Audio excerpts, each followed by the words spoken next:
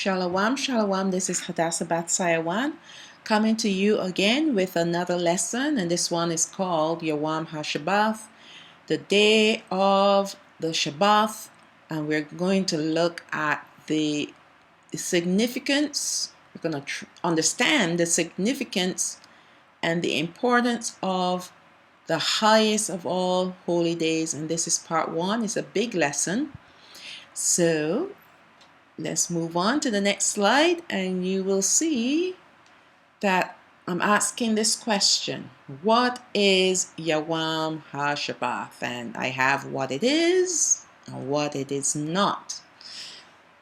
Now, let's look at what it is first, and then we're going to take a look at what it is not. So, it is celebrated on the seventh day or the last day of the week. It is the holiest of all the sacred days, all the feast days. It is the holiest. It is a perpetual command from the Most High, Ha'olah Yawan, that's who He is, the Most High or the highest. Perpetual command meaning there's no ending to this command. We have to keep Shabath. If you say you're in covenant with Him, you have to keep Shabath. It is a day of rest. It is a day of feasting and celebration. It is to be kept by Yisrael. I'm speaking of the 12 tribes of Yisrael throughout their generations forever. What it is not. It is not celebrated on the first day of the week. I know the church today, they say because Hamashiach rose on the first day of the week, so that changed the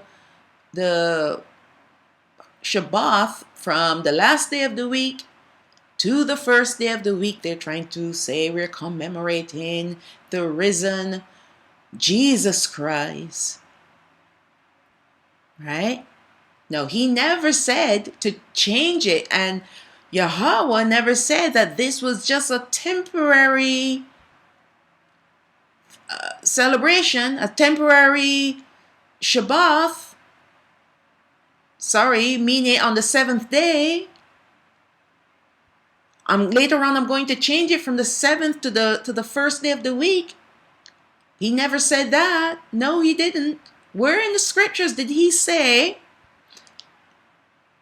I'm going to change the Shabath from the seventh day of the week to the first day of the week? Show me anywhere in the scriptures where He said that.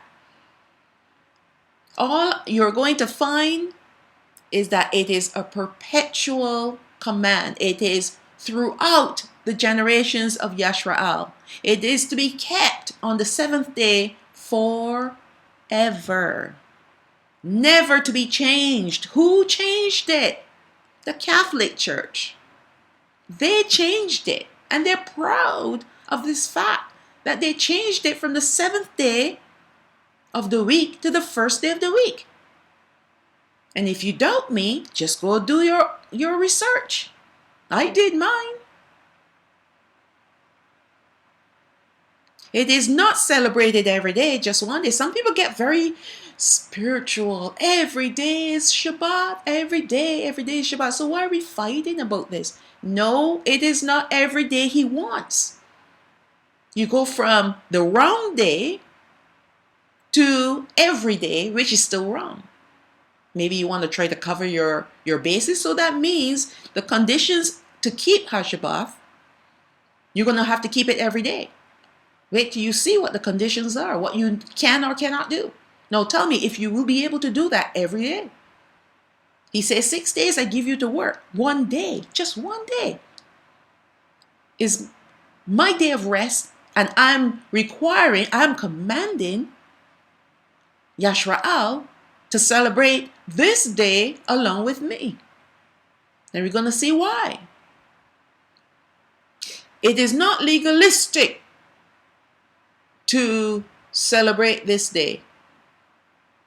Some people say, yeah, you're being so legalistic. Yeah. Because, that's old law, that's old covenant. Then you don't understand what the covenant is. What makes the covenant old? What makes it new? The sprinkling of the blood. From the blood of animals to the blood of Yahawah or Hamashiach. He made it new. He became our permanent sacrificial lamb. He made it new. But the conditions of the covenant, which includes the Shabath, is still there. People need to go and do your research. You need to go do some Bible studies. You need to go read the Bible for yourself. It is not a time to catch up on chores or to work or even to light a fire to cook. And I said light a fire because, and this is where it could be a little bit, what's the word I'm looking for? You have to use your common sense. Now, back in the day of Masha and throughout those generations, they had to go use, collect sticks, wood, whatever, and then they have to work at making a fire. Now, sometimes you have to walk great distances to get wood. I know because I live in a country where I can make a fire anywhere. Yes, there are no laws against making fires here. And as a matter of fact, I do make fire and I do go searching for wood. And actually it's quite fun to do. It is. You go look for wood, you look for twigs, you look for logs, and then you collect them all and you put them in a little pile to make your fire. It's a lot of work though. And the whole idea is he doesn't want you to do anything to wear you out. He doesn't want you to do anything to make you tired because it is supposed to be a day of rest. He rested from 6 days of creating the world and everything in it. And the reflection of that rest is that we need to rest from our work. Just like he's rested or resting from his work. But if you're out there and you're grocery shopping and you making this big banquet, this big feast, then you've lost sight of what having a rest is all about. Because you certainly will not be resting. And another thing is your focus. What is your focus? Your mind must be stayed on him on this day. If your mind is fixed on this person's coming by for a visit and I have to have all these different meals prepared, this banquet prepared for them, and I'm in the kitchen and up to my elbow in meals, cooking. We may not have to light fires like they did back in the day, but the whole idea is how much time are you putting into your meal? He's not saying you can't prepare a meal. You can. You can make a salad. Some people don't want to use a microwave if they have one or oven. I've used one of those electric ovens where you just turn the knob and it comes on. I've used an electric kettle. Some people are very strict about not using those things. But I haven't felt the conviction of the Spirit about using those things. In that case, then I wouldn't be able to flick a switch to turn on a light. I wouldn't be able to press a button to turn on the fan. So you got to use common sense and realize the reasons why he doesn't want us to spend long, hard hours making a meal. This is not a time, yes, it's a time of feasting, but it's not a time to be in the kitchen. This is a time to spend with him. Now, if you want to have a big feast, do it before the day before. Prepare it before. Then all you got to do is just stick it in an oven and warm it up. The work is done.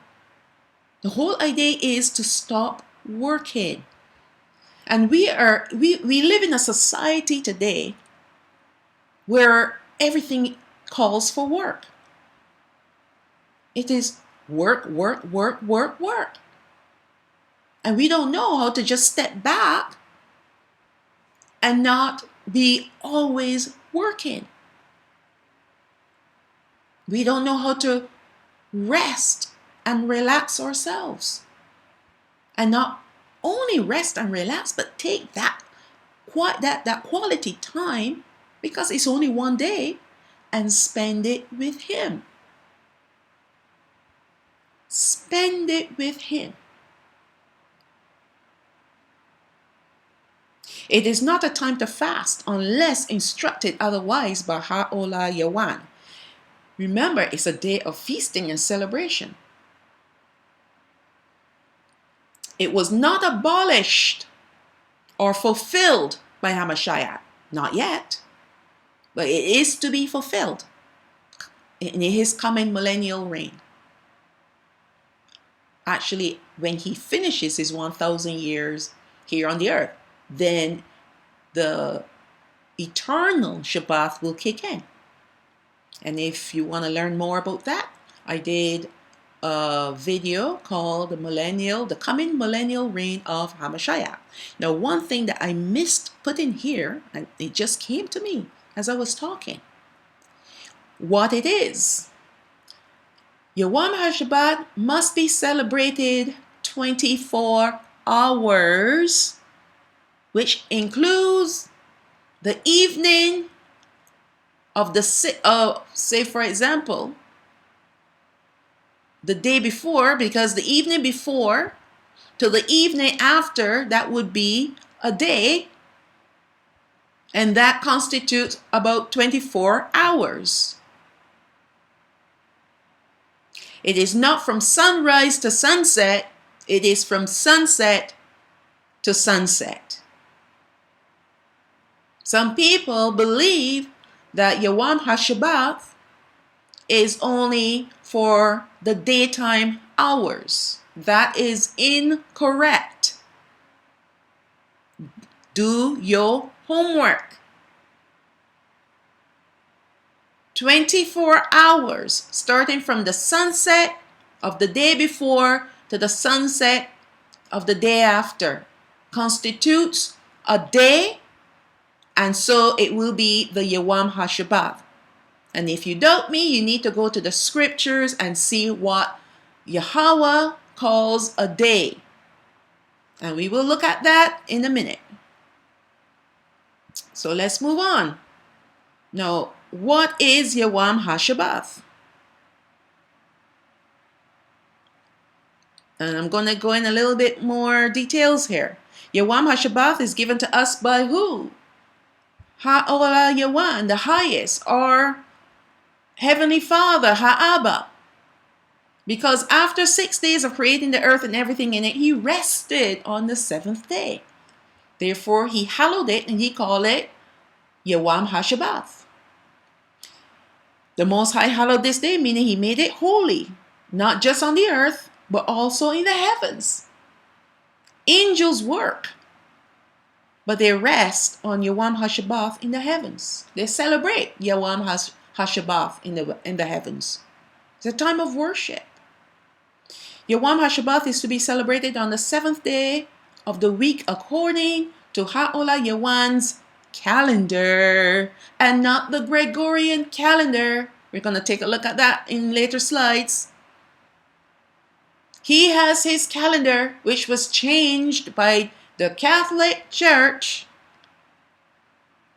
Actually, it was changed even before then by the Romans as well. It was changed by the Romans, but then it was changed after that by the Catholics, the Catholic Church, the Catholic leaders in the church, and made it a Gregorian calendar that we're living on now. But the Romans had changed it first. That's why a lot of the days are named after their gods.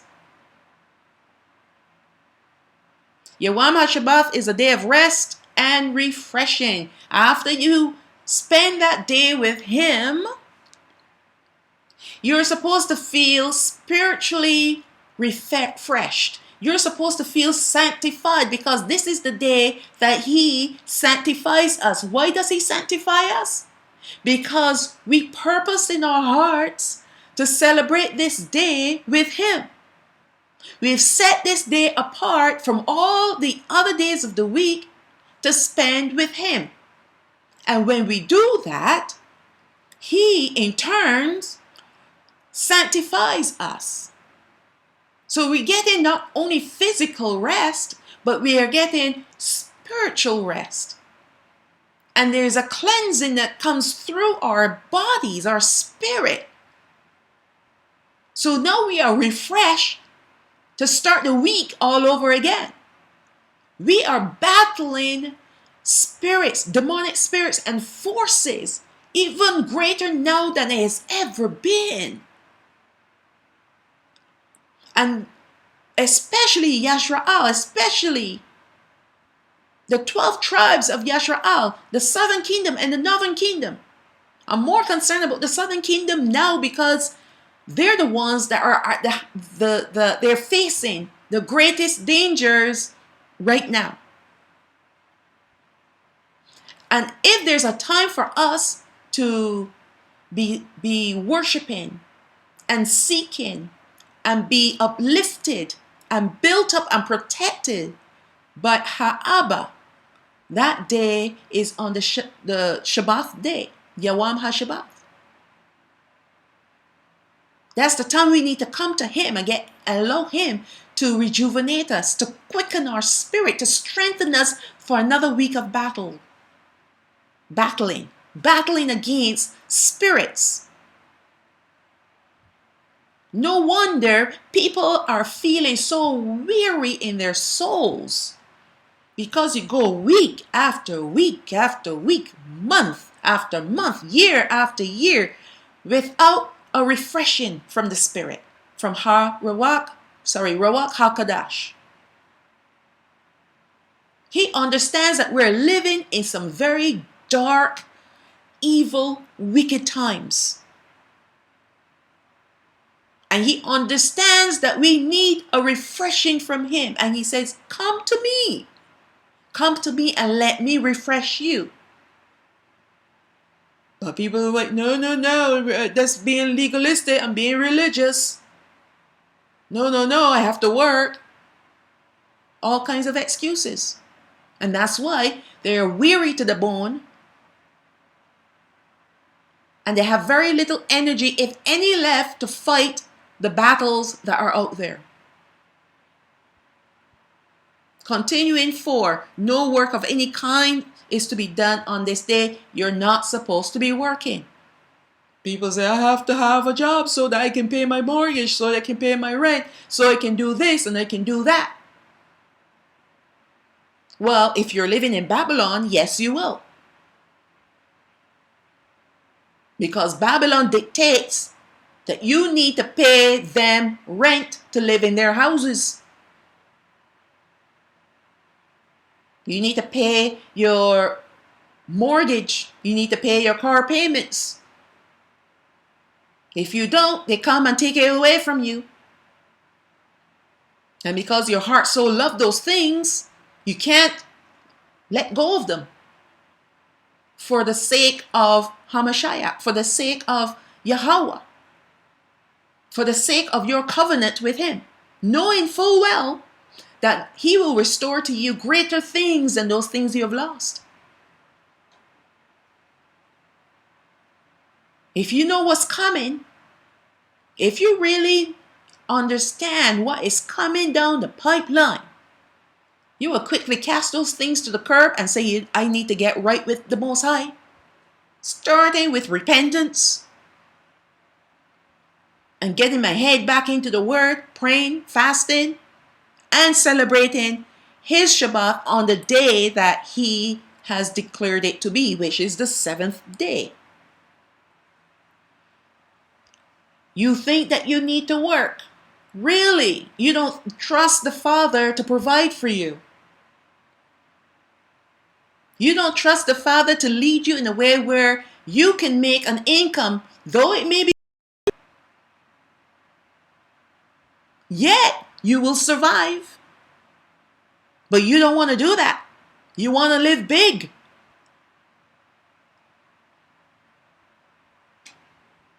Well, if you want to live big, you're going to have to keep that mortgage, and you're going to have to keep working, and you're going to have to break your covenant. And then what? You have to face the wrath of Yahawah. And then what? You lose it all. You have an inheritance waiting for you.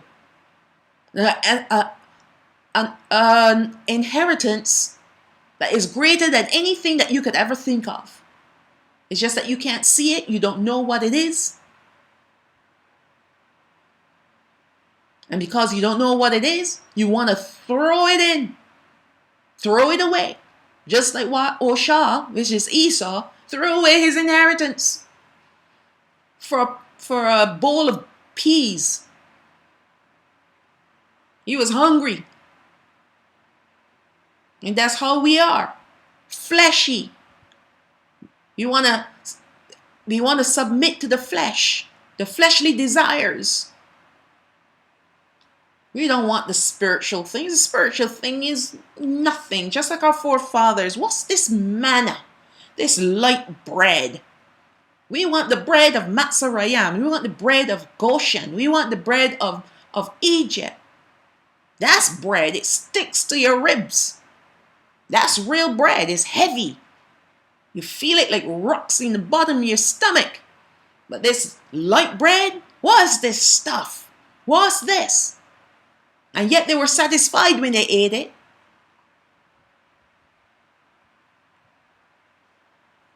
But I digress.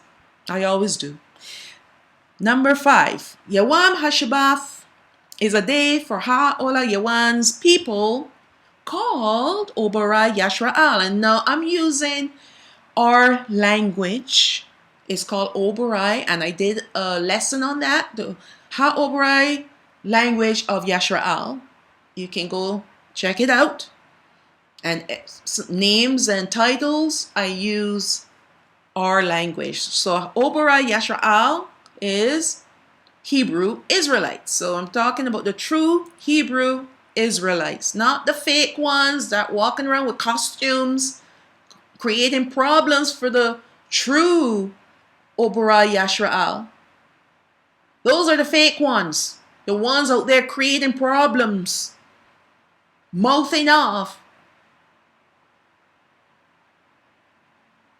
Being a Yashra'al is not a costume.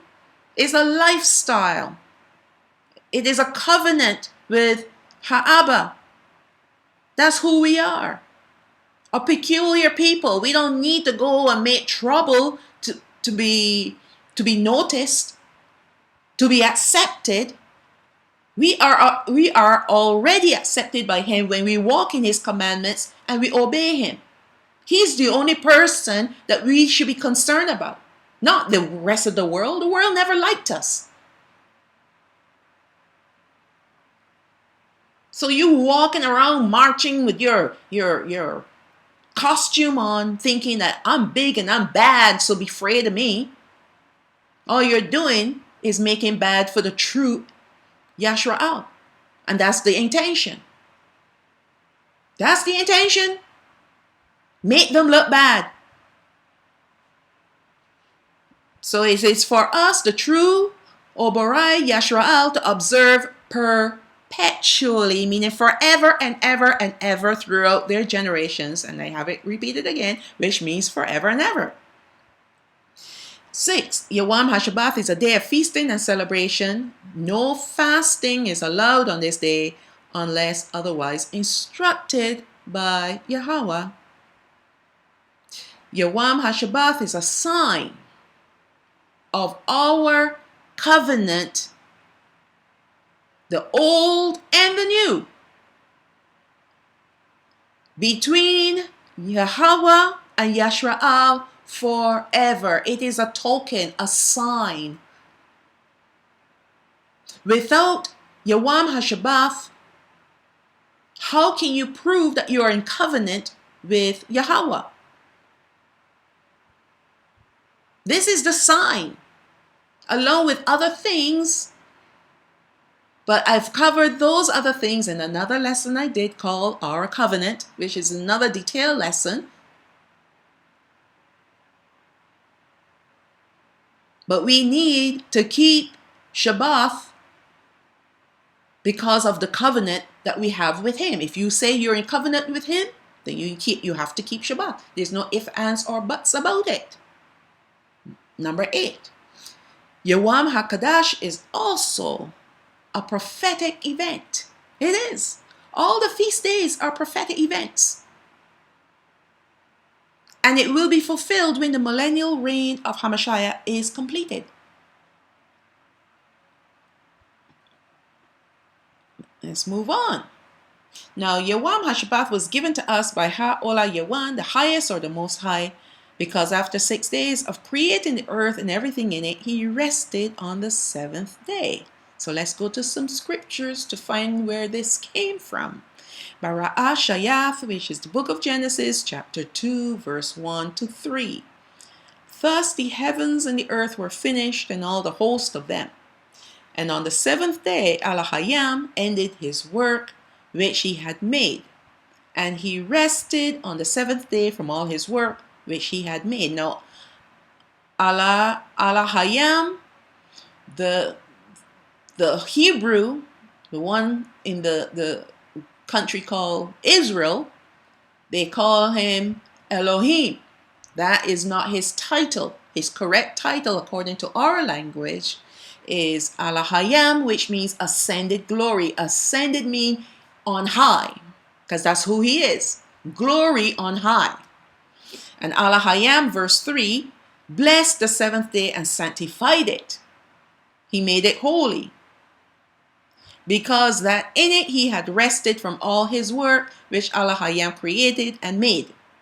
So now we're going to go to Shabath, which is the book of Exodus 16, verses 22 to 30.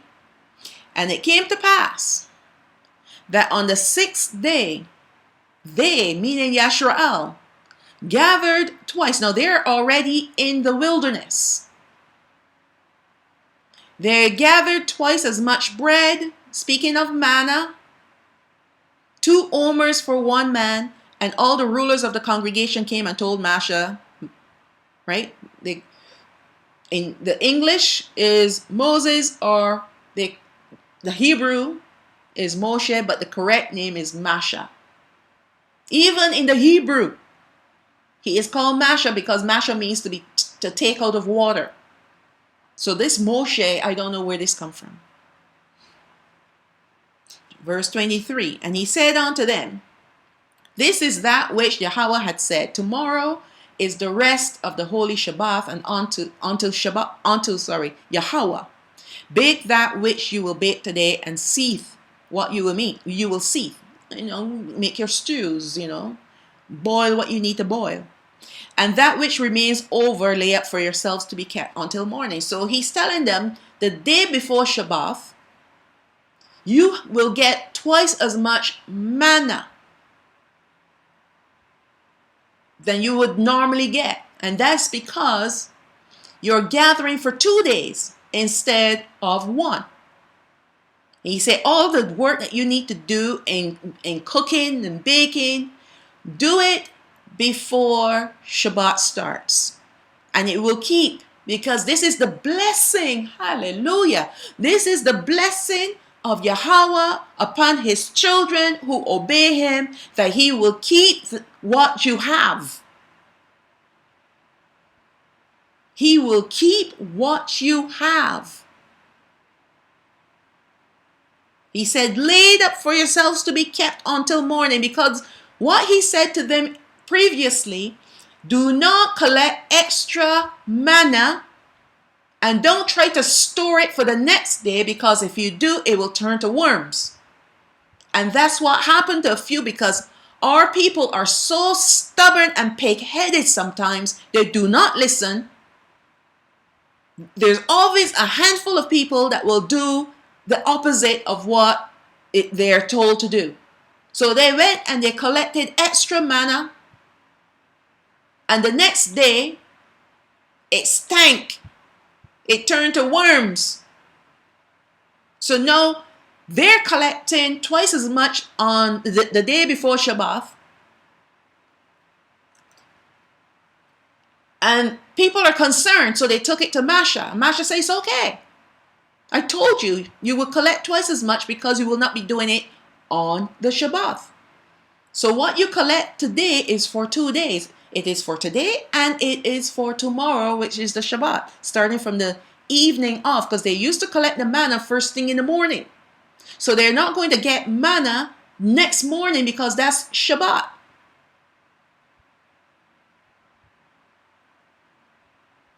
And that's how you or anyone who reads and with understanding should know now that Shabbat cannot start from sunrise to sunset, because the manna appeared before the sun actually shows itself. Now, if you've ever been to this area, that Israel and Jordan, those kind of areas, before the sun comes up, the sky is lit up. You'll be surprised to see that it looks like daytime already and the sun isn't even up yet. Once the sun starts to creep up, that's when you start to feel the difference in the temperature, depending on the time of the year. So when they go to collect the manna, it's first thing in the morning before the sun actually comes up, because once the sun comes up, it melted the manna. So if Shabbat started, if the Most High intended Shabbat to start at sunrise, they would have had plenty of time before sunrise to collect manna. And it would not have been illegal or transgressing the law because it's before Shabbat. So now this proves the fact that Shabbat starts from the evening before to the evening of the next day, because that encompasses from sunset all the way through to the next sunset. So they could not collect manna the next day. They had to collect twice as much the day before. People need to do their homework. They need to study. They need to ask the Ruach HaKodesh to show them the proof in the word. They hear things, oh, this tickle my ears and make me feel good, because I only need to celebrate the Shabbat for 12 hours or however long the day lasts. They're counting the hours, you see. They want it to be over because they feel restricted somehow. Can't, in fact, when we go in, we'll see why. We'll see why. People want to have their cake and eat it too. They want the inheritance. They want the blessings. But they don't want to be obedient to the Heavenly Father. They want to live their rancid lifestyle. Verse 24. And they laid it up till the morning, as Masha bade, as he told them, and it did not stink. Neither was there any worm therein. Praises to the Most High. This is the blessing that falls upon us when we are obedient to him. Verse 25, and Masha said, eat that today, for today is Shabath unto Yahawah. Today you shall not find it in the field. 6 days you shall gather it, but on the 7th day, which is Hashabath, in it there shall be none. There will be no food, because he already gave you twice as much the day before. And it came to pass, there's always a remnant. It came to pass that they went out some of the people on the 7th day for to gather. and they found none. Always got to be someone, a few, a handful of people, rebels, that will do the opposite. And Yahawah said unto Masha, how long will you refuse to keep my commandments and my laws? Now he's saying that to Masha, but it was supposed to be given, this message was supposed to be given to the people. Because it wasn't Masha that did it, it was these people. See, for that Yahawah has given you Shabath, Hashabath. Therefore he gives you on the 6th day the bread of 2 days. Abide you every man in his place. Let no man go out of his place on the 7th day. I don't want you going searching for manna, because there's none. On the 7th day there is no manna. So the people rested on the 7th day. Shabath, which is the book of Exodus, chapter 20, verse 8 to 11. Remember Yawam Hashabath to keep it Kadash, holy. 6 days. Now this is part of the 10 commandments. 6 days shall you labor and do all your work. But the 7th day is Hashabath of Yahawah Alahayat, your Alahayam. In it you shall not do any work, you, nor your son, nor your daughter, nor your manservant, nor your maidservant, nor your cattle, not even your cattle, your flocks, none of them supposed to be doing any work. Not that flocks do any work, but the cattle, they probably use the cattle for, I don't know, whatever reason, pulling their items. You know, like their carts and stuff. Nor your stranger. No, this word stranger, gar, means sojourner. Someone comes to you for a visit. But in the case of them now, you know, they're traveling with a mixed multitude. Temporary inhabitant. A newcomer, lacking inherited rights of foreigners in Yisrael, though conceded rights. They had a mixed multitude amongst them. So what he's saying is that even though these people are not born, as they're not Yisrael by blood, as long as they are sojourning with you, they have to keep Shabath. It's not one law for you and another law for them. No. As long as you're in the camp,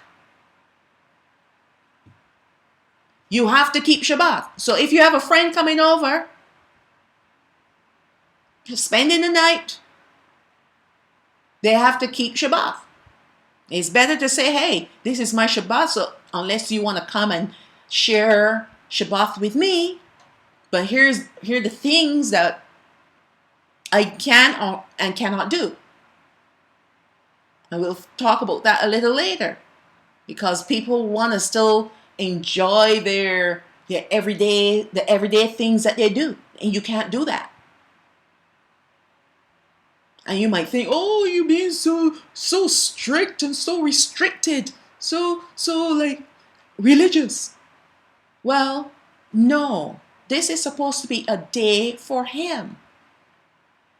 And he tells you, he just wants one day.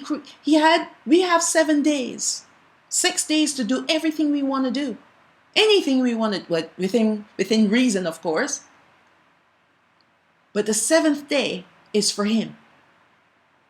And when you learn about him and you understand who he is and how much he loves us and how he has tolerated us for so long, why would you not want to give him something back? Why would you not want to love him back? And to prove your love for him is to obey him. Why would you not want to do it?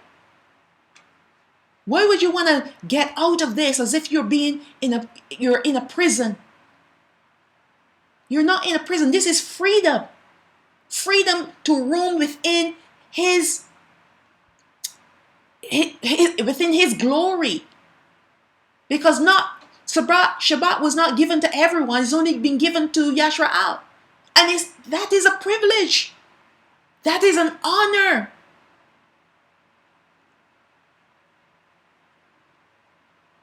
So you have a friend wanted to visit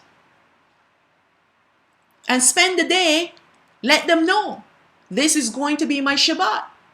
And we can't have those kind of conversations. We wouldn't be watching movies and all these different things. This is my Shabbat. This is my time to spend with the Father. Some people might be in a congregation, like a Oberite type congregation. People just like us, we are brethren, and we fellowship with one another. Some people might be in something like that. That's okay. You're fellowshipping and sharing and reading and singing and praising and ministering to one another. Right? This is not a day off for you to do your thing. It's not about you. It is about him. And this is the reason why. Verse 11, for in 6 days Yahawah made heaven and earth, the sea and all that in them is, and rested the 7th day. Wherefore Yahawah blessed Yawam Hashabath and hallowed it. It is a holy day. It's the highest of all holy days. Because he rested on it and he hallowed it. Shamawath 31 verse 12 to 17. And Yahawah spoke unto Masha, saying, Speak you also unto Habanai, Yashraal, the children of Yashraal, saying, Verily, Shabbathathai, which is my Shabaths, you shall keep, for it is a sign, meaning a symbol, remembrance, a token, a distinguishing mark, a standard, proof, warning. It is a sign between me and you throughout your generations. You're going to get tired of me saying that, but I'm going to keep saying it because people think that Shabath is old covenant. That you may know that I am Yahawah, that does sanctify, to make you holy, consecrate you, set you apart, hallow you. You shall keep, verse 14, Hashabath therefore, for it is holy unto you.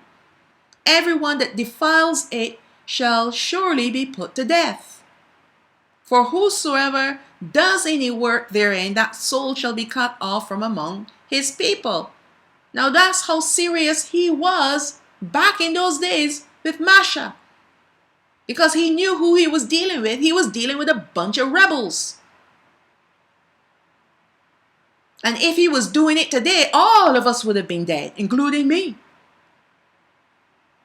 If he was cutting off people and putting them to death or striking them down because they didn't keep Shabbat, we will all be dead today.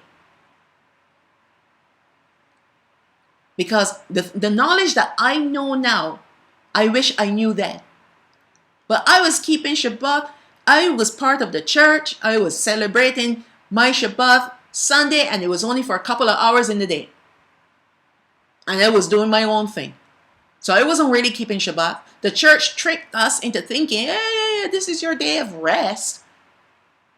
But really, truly, it wasn't a day of rest. It was the only time you can say, well, you spent about 2 hours in the church worshiping, and that's it for the whole day. Right? That's not rest, because if you're involved in ministry, you're still doing things in the church.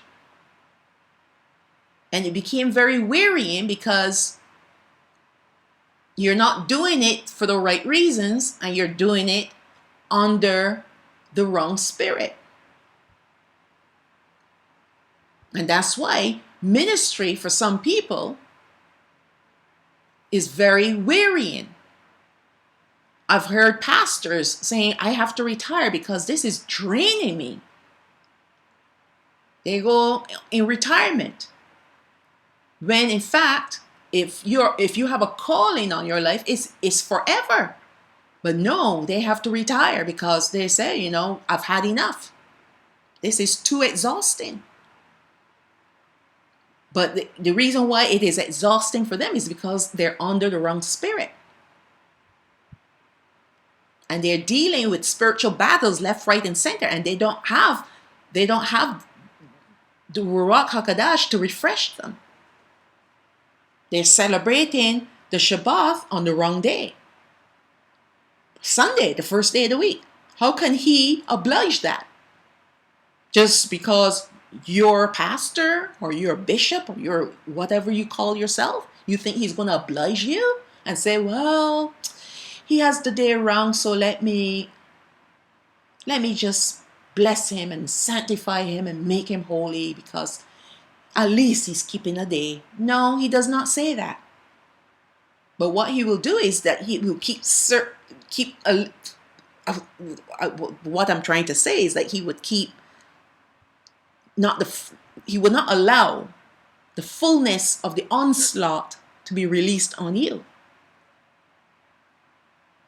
Sometimes I have a lot of words and I want to get it all out at once and they all tend to tumble over each other. But that's what happens. If you are worshiping, and I look back at my days when I was worshiping him, and it wasn't even really him, it was the JC, right? But he tolerated it because he knew that I was in the dark. I didn't know any better. So gradually, when he plucked me out of the church 4 years later, because I was only in the church for 4 years, when he plucked me out and he started teaching me one thing after another, and I'm like, oh, because I had a lot of questions in my mind pertaining to a lot of things that the church was doing. And when I look in the word, it was contrary to the word. Like, their actions were not what was in the word. And that was the beginning of my coming out of them. And once I came out of them, then he began to teach me. And when he began to teach me and I started moving away from all the things that they taught me, then my life took on a different light. My life was completely turned around. But a lot of people, a lot of leaders now still in the church, they're battling left, right, and each other. They're battling each other. They're battling other churches. You should hear some of the things that these people go through. And I'm like, oh my goodness, I'm so glad I'm not involved in that stuff anymore. I'm not involved in the church anymore. Because it's not meant to be like this. No, it's not. He wants to sanctify us. He wants to make us holy, but we have to accept his terms. It is all on his terms, not our terms.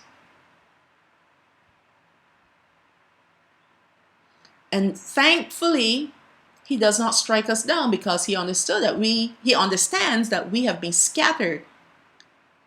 And so our history was lost, our identity was gone.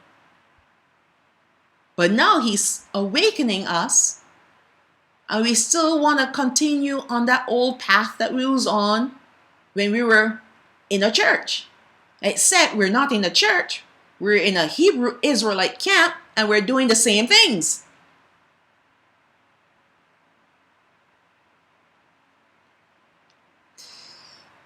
Verse 15.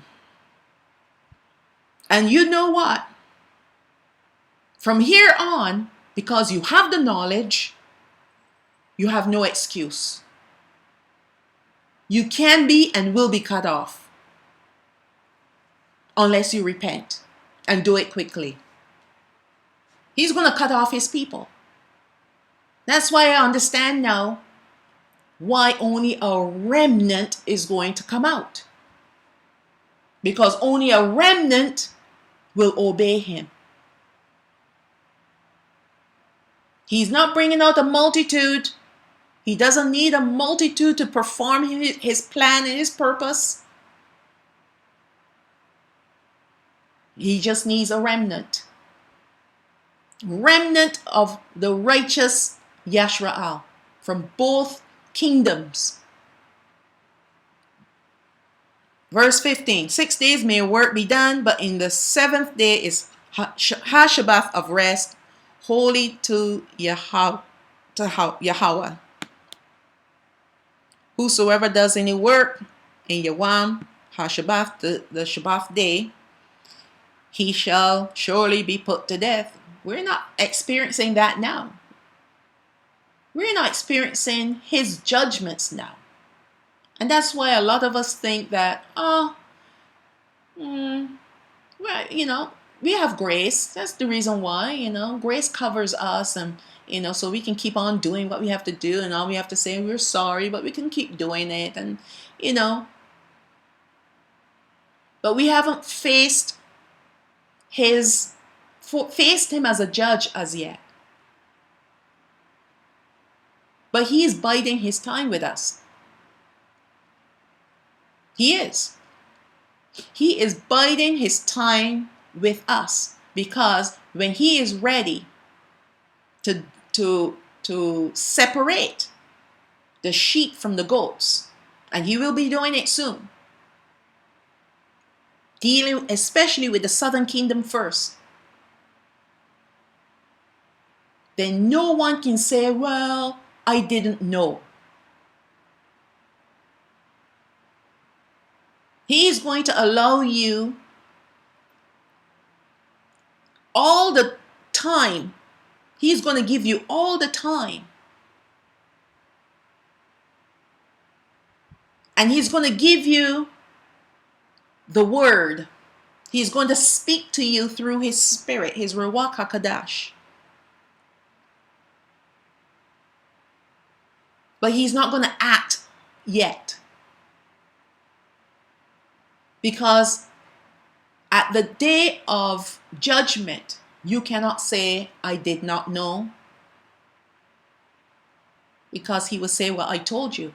I gave you my word through the prophets and the apostles. I gave you my Ruach HaKodesh.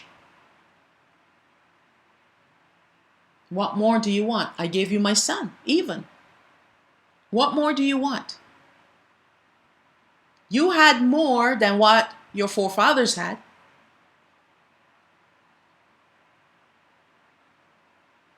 What more do you want? All you have to do is go to the word and pray. Pray, and my spirit will guide you into all truth. But you don't want to know the truth.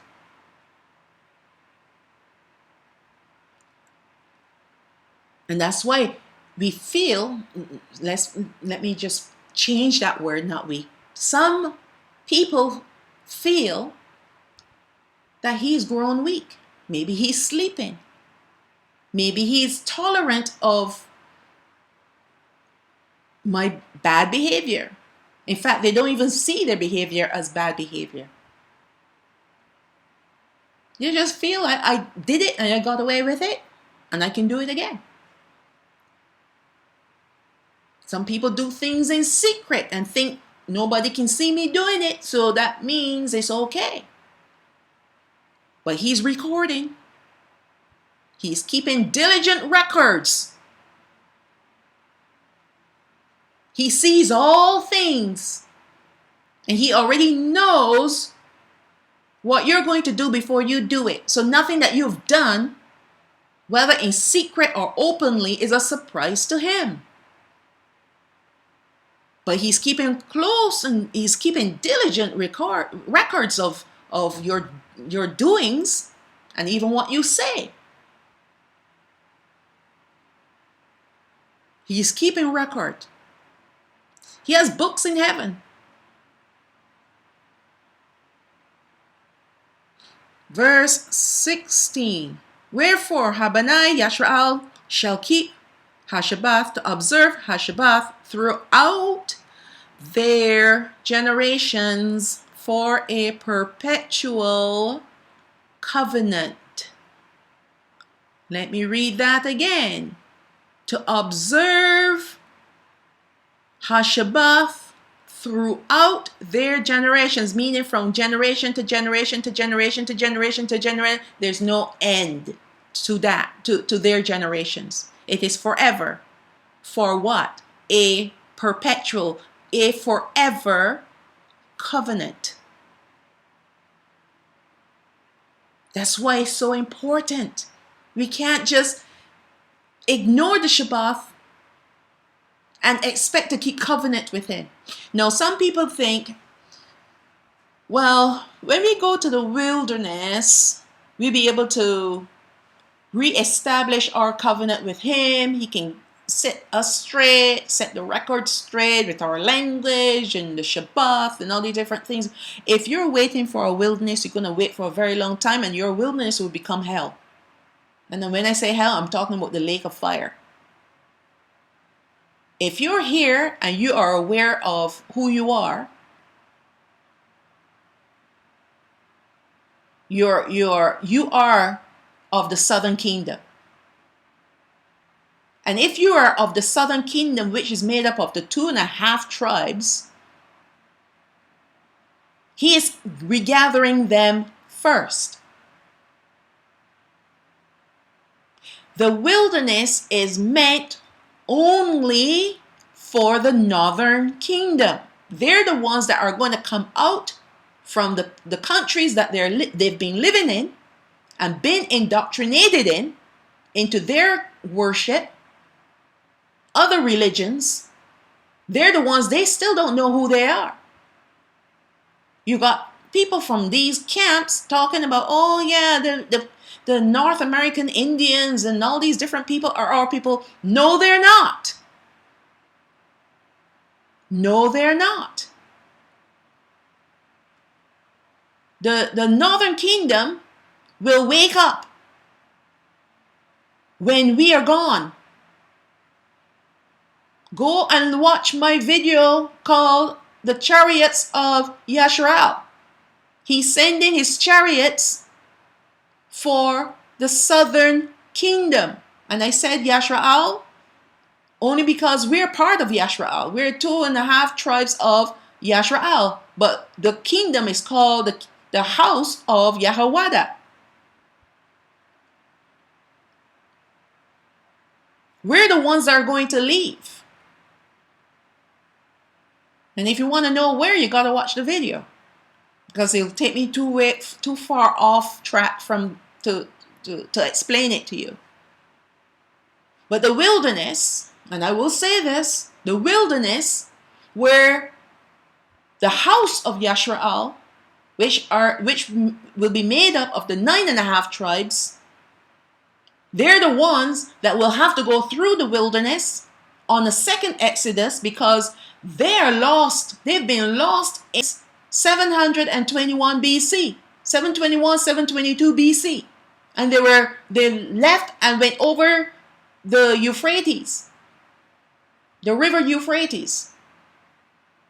And he said the same way that they left is the same way he's going to bring them back. And he was the one who guided them that way. And the reason why is because the northern kingdom and the southern kingdom are enmity against each other. So he's not going to allow anyone from the southern kingdom be mixed in with the northern kingdom. So if you think, well, if I miss my ride on the chariot, at least I can still go into the wilderness with the northern kingdom. No, that's not going to happen. If you miss your ride, you're going to die. No, you can die in righteousness like a martyr, because you stand on the righteousness of Hamashiach. You repented for your sins. Or you can die and lose your life, become in the lake of fire. Kind of had a glitch there in my brain. All right? You perish. And when you perish, you're ending up in the lake of fire. So that's the only other way that you can leave. But if you die in righteousness, you will live again in the 1,000-year reign. So if you miss the ride, repent. You still have hope. But you're not going anywhere with the northern kingdom. And that's the reason why the Father separated us, sent them away from the land, and kept us in the land. Because we were fighting, killing one another. And we were supposed to be brethren. And there's no love lost between us right now. And there's no regathering of the 12 tribes right now. The only time that we will become one kingdom again is in the hand of Hamashiach at the beginning of his millennial reign. That's when we will all come together as one. And by that time, he would have purged out the rebels from the southern kingdom, and he would have purged out the rebels from the northern kingdom. So now we have become a sanctified people, reborn, and under his new covenant, and full of love. It's not going to happen any other way. So people that are waiting for the wilderness so that you can become in covenant with the Father. No, the new covenant was established by Hamashiach after he died. His blood was the blood that sprinkled the book of the covenant. And I'm not talking about a literal book, but the covenant, the promise. His blood sprinkled the promise between us and Yahawah. Because you need blood. And I covered that in the video called Our Covenant. I explained it in great detail.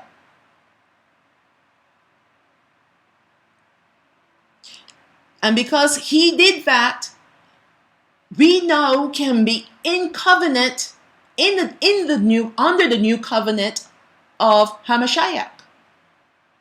We don't have to wait for a wilderness because there's no wilderness for us. The covenant is here. And that's why he left his Ruach HaKodesh to help us to be reconciled to the Father, right? Through the knowledge of what Hamashiach had left behind. And once we understand what Hamashiach has done for us and what he has left behind, now we can walk in the commandments because he fulfilled the commandments, with the exception of one, the Shabath. But we can still walk in it because we have the Ruach HaKodesh and we have what Hamashiach has done for us. And we do it not in ourselves, we do it under the influence of the Ruach HaKodesh. He's the one who directs us. He's the one who shows us what we need to do.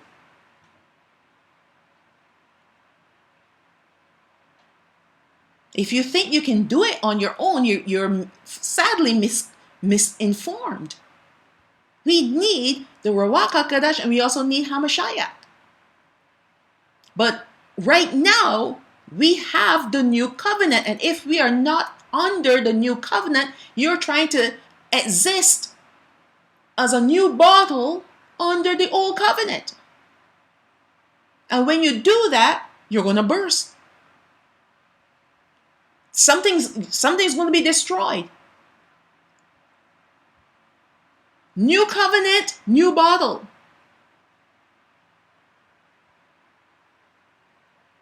New covenant, new wine. That's where that came from. Verse 17. It is a sign between me and Habani Yashrael forever. For in 6 days Yahawah made heaven and earth, and on the 7th day he rested and was refreshed.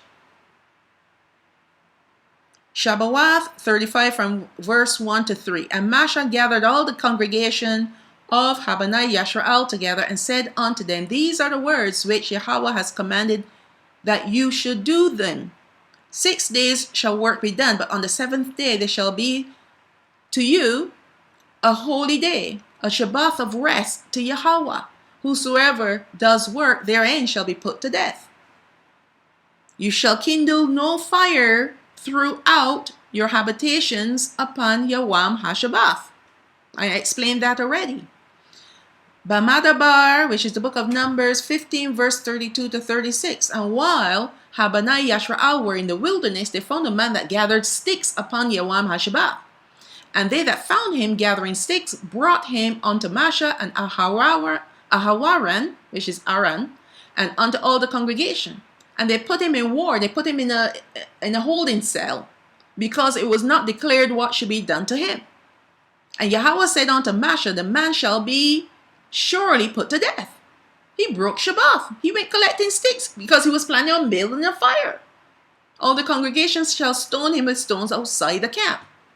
And all the congregations brought him outside the camp and stoned him with stones, and he died, as Yahawah commanded Masha. You see, when one person disobeyed, the father had to put forth his judgment. And he had to do it swiftly, because if one of those people did it, more people are going to do it. And he was showing them, I'm not joking around here, folks. This is serious business. The Barayam, which is the book of Deuteronomy 5, verse 12 to 15. Keep Yawam Hashabath to sanctify it, as Yahawah al-Hayak, your al-Hayam, has commanded you. 6 days you shall work, labor, and do all your work. But the 7th day is Hashabath of Yahawah al-Hayak. In it you shall not do any work, you nor your son, nor your daughter, nor your manservant, nor your maidservant, nor your ox, nor your ass, nor any of your cattle, nor your stranger that is within your gates, that your manservant and your maidservant may rest as well as you. So rest was for everyone in the camp. And remember that you were a servant in the land of Matzarayam, which is Egypt, and that Yahawah al-Hayak brought you out thence through a mighty hand and a stretched out arm. Therefore Yahawah al-Hayak commanded you to keep Yawam Hashabath. Now remember, they were in Matzarayam, and they were not keeping Yawam Hashabath there. He is now establishing a covenant with them, and the sign of this covenant is Yawam Hashabath, although Shabath was kept before. All right? But when they moved to Matzarayam, which is a type of Babylon, they were unable to keep Shabath because they were working. Remember, they became slaves. For the last 210 years that they were there, they became slaves. So they were not able to keep Shabath. And that's the same thing with us today. We were taken away 400 years ago, and we stopped taking Shabath. And I believe even before we left our land, we were already transgressing that law. And that was one of the reasons why he scattered us. And then to make matters worse, when we went into our slave masters' countries, not only were our identity stolen, but we were given a new identity and a new form of worship. Which means now, which meant, back then, that they were not only breaking the Shabbat, but they were breaking every other law. And then that transpired throughout the next 4 generations until it landed in our laps. But thank goodness, thank the Heavenly Father that He put a time frame on our time of captivity. And after the 400 years were up, He started waking up people. And I believe even before the 400 years were up, He was slowly waking up people. But after the 400 years, all of a sudden, you see this surge. There were people that knew who they were before the 400 years were up, of course. But there was not an awareness in the greater majority of people. Now the greater majority of people, and not only our people, but now even some of the Gentiles are waking up to realize, hey, those Negro people in North America and the Caribbean, they're the real Israelites. They're the real Yashraal. They're waking up. The world is waking up to who we are. because our days of captivity is coming to an end. Some of us are still in captivity until he comes and regathers us.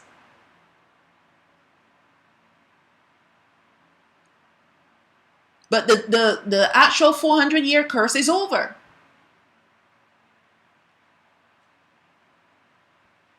Even the land has to keep Hashabath.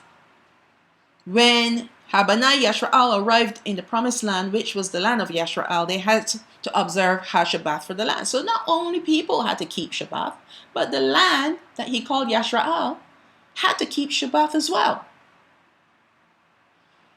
Shabath, which is the book of Exodus, chapter 23, from verse 10 to 11. 6 years you shall sow your land and shall gather in the fruits thereof. But the 7th year you shall let it rest and lie still, that the poor of your people, Yashraal, may eat. And what they leave, the beast of the field shall eat. In like manner, you shall deal with your vineyard and with your olive yard. So you're not supposed to be pruning anything. You're not supposed to be pulling the weeds. The land was supposed to be free to do whatever it wanted to do. It will still produce, because remember, if you planted olive trees or grapevines, they're still going to grow grapes and olives. If they planted wheat, it's still going to grow wheat, because the wheat seeds will fall to the ground, and it will still be sprouting up the crops that you had planted there. Whatever crops you had planted will still grow. But the whole idea was you should not go in and harvest it, because the land needed to rest, to do what it needed to do to rejuvenate. Remember, we needed a day to rejuvenate. The land needed a year to rejuvenate. So when they leave the land to do what it wanted to do, as far as growing freely, the weeds and whatnot, and people come. Now, people were still allowed to go and pick what they needed to eat, but they weren't allowed to harvest. We'll see that in another scripture. And the animals came and they ate what the people didn't want. So in a way, because when animals roam, they leave their droppings behind. So that's how the earth, the ground, received its manure from the animals. And then the bacteria, because there is bacteria in the earth and microorganisms in the earth that needed to be replenished after 6 years of using that land. So giving it 1 year, that land now is able to refresh itself. Plus, it is the blessing of the Most High that He will cause it to refreshen even better than if you just added manure and whatever, fertilizer, and kept going. But we're not supposed to do that. The world does that. They use the land, it's depleted of nutrients, and they add manure from animals. They add other artificial fertilizers, but nothing can beat the natural rejuvenation power of the land that comes when you let it rest. And that's why the fruits and vegetables they don't taste good. They lack flavor. And not only flavor, but they lack that nice odor that should be coming from the fruits and the vegetables. They have no taste. And whatever artificial fertilizer you put in the ground, guess what you're eating? And so they work the ground year after year after year after year after year for however long they own the farm. And then they realize that the earth, the ground, is not yielding her strength.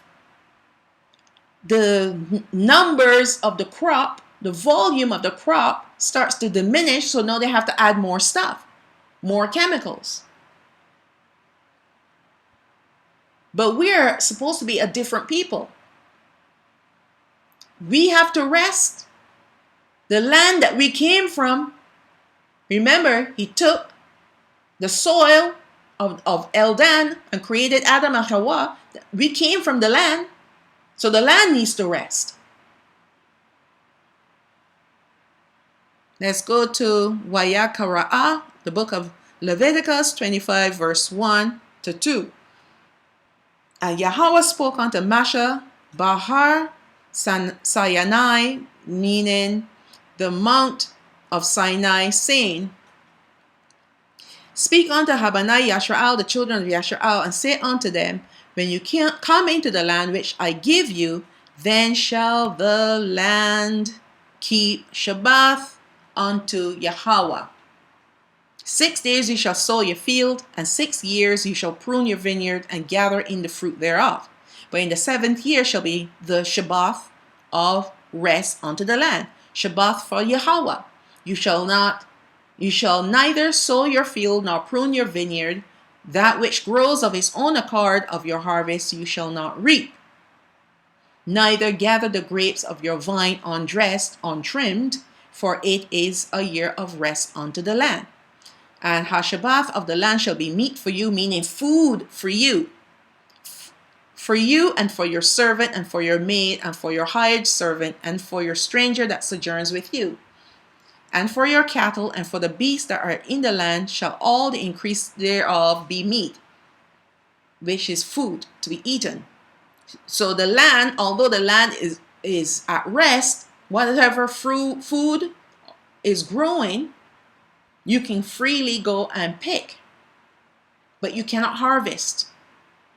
You can pick it for your food, your daily intake of food, and it's open for everyone. Everyone can come and eat of your vineyard. Everyone can come and eat of your crops. There shouldn't be anyone hungry amongst the people. Yahawah's judgment will fall upon you if you disobey his commandment about his Shabath. It's so important. And by the way, when Yashrael went into the land and they failed to keep Shabath of the land, the father took it back. He took it back. Here we go. Wayakara'ah, which is the book of Leviticus 25, verse 33 to 35. And I will scatter you among the heathen and will draw out a sword after you, that's war. And your land will be desolate and your cities waste. Then shall the land enjoy her Shabbathawath, which is Shabaths, or Sabbaths, as long as it lies desolate and you be in your enemy's land. Even then shall the land rest and enjoy her Shabbathawath. That's plural for Shabath. As long as it lies desolate, it shall rest, because it did not rest in your Shabbathawath when you dwelt upon it. So the children of Yashrael went into the land. Maybe they kept it for the first, who knows how long, first few years, maybe the first of the 7 years, maybe the second cycle of 7 years, maybe they kept it. Who knows when they stopped? But they did stop. They stopped keeping the Shabath of the land. And they have a tendency, our people, our forefathers had a tendency that when the elders die out and the young ones come in, they start to change the laws. They start to act like harlots. They forget what the elders taught them. Right? And this is what happened. And Shabath for the land and Shabath of the people is very important. Important to Yahawah. It was so important that he said, you know what, I'm just going to scatter you. Not only were they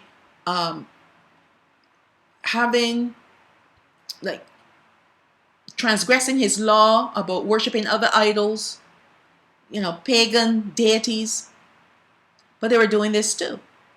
So all of it compounded together. And he said, you know what? Enough is enough. I'm going to just scatter you to the four corners of the earth.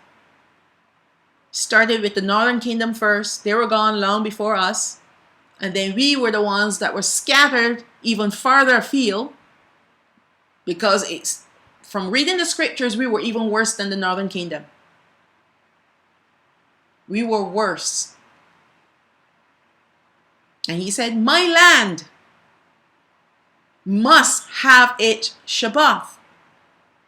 And you transgress. So you know what I'm going to do? When I scatter you, then the land will enjoy her Shabbathawath.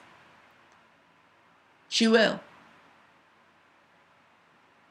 That's how important it is that when we don't keep the Shabath, he take it another way. It must be fulfilled. Bad Dabarai, Hayamayam, which is 2 Chronicles 36, verse 21. To fulfill the word of Yahawah by the mouth of Jeremiah, which is Jeremiah the prophet, until the land had enjoyed her Shabbathawath, for as long as she lay desolate, she kept Shabath to fulfill 70 years. That's the 70 years. So for 70 years, which should be 10 cycles. I had to do a little math in my head there. 10 cycles of them not keeping Shabath. Can you imagine how angry the father was? Well, we are not required to keep Shabath of the land. We are not in our land. It was only when they went into their land, after they came out of the wilderness and into the promised land, then that law was implemented. But as long as we are in our land of captivity, we cannot keep that law. That's the only thing that we cannot keep, the Shabath of the land. Jeremiah 25, verse 11, and this whole land shall be a desolation and an astonishment, and these nations shall serve the king of Babylon 70 years. Because he wanted to get back his Shabbathawath for the land. Yatsachaq, which is Ezekiel 20, 10-24. Wherefore I caused them to go forth out of the land of Matzarayim, which is Egypt, and brought them into the wilderness. And I gave them my statutes, and showed them my judgments, which, if a man do, he shall even live in them. If you obey his commandments, you are living in his commandments. And the Father will bless you. Moreover, verse 12, also I give them Shabbath, Wathai, which is my Shabaths, my Sabbaths, to be a sign between me and them, that they might know that I am Yahawah that sanctify them. But Habanai Yashraal, that was a mistake there. The house of Yashraal, Habayath, that's house, the house. Habanai is the children. So sorry about that. The house of Yashraal, Habayath Yashraal, rebelled against me in the wilderness. They walked not in my statutes, and they despised my judgments, which if a man do, he shall even live, sustain life, live prosperously, be quickened, be restored to life or health. He shall live in them. Do you ever wonder why there's so much sickness amongst our people? So much sickness. I used to be when I was in the church, we had the majority of our congregation were Negroes. Yes, they were. Few of them were from Africa. Few of them were Africans. But the majority of them were from the Caribbean. So they were Negroes. And they all had diabetes. Every single one of them. I didn't. I don't have diabetes. Every single one of them had diabetes and on medications. Plus high blood pressure and heart problems.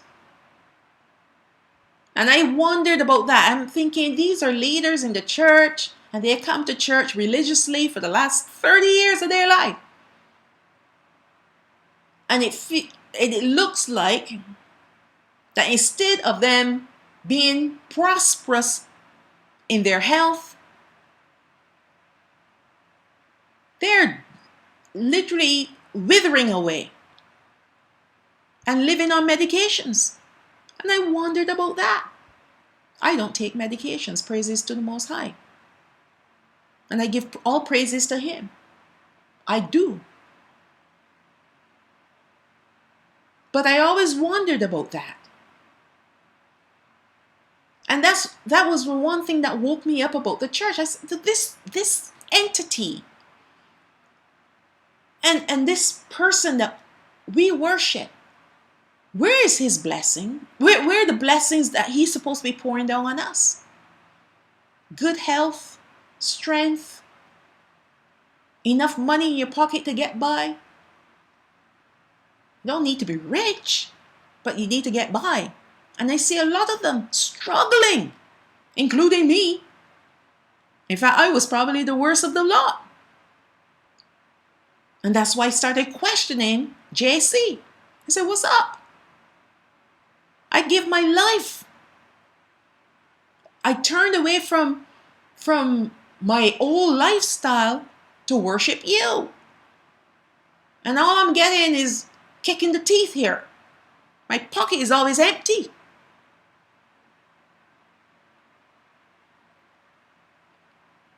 And that woke me up. And then when I started doing my digging and trying to, there's something wrong. I knew there was something wrong. I wasn't keeping Shabath. I wasn't in covenant with Yahawah. I wasn't believing in Hamashiach. I was believing in JC, Jesus Christ. He's not our Messiah. He is those people's Messiah.